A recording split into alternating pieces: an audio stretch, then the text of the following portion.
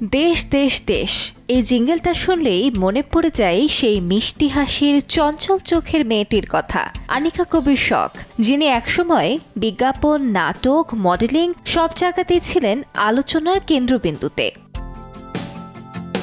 সে সময় তার মুখশ্রী মুগ্ধ করেনি এমন মানুষ খুঁজে পাওয়া ছিল দুষ্কর। আজ সেই শখের জন্মদিন।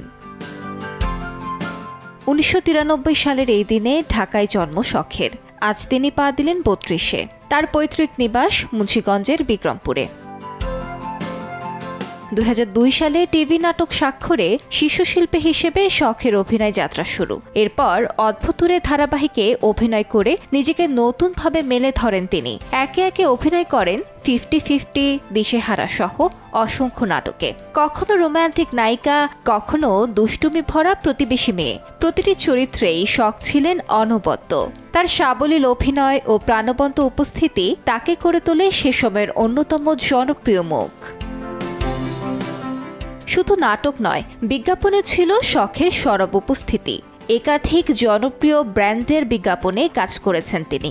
এছাড়াও বলো না তুমি আমার চলচ্চিত্রে শাকিব খানের বিপরীতে অভিনয় করে বড় পর্দায় নজর কাড়েন শখ।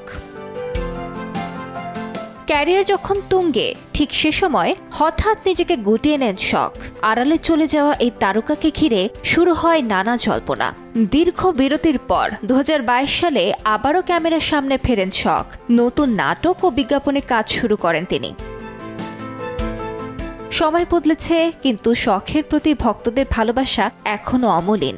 শখ তার কাজের মাধ্যমে আলো ছড়িয়ে যাবেন, এমনটাই প্রত্যাশা ভক্তদের। আলিশা ইসলাম, সময় সংবাদ, ঢাকা।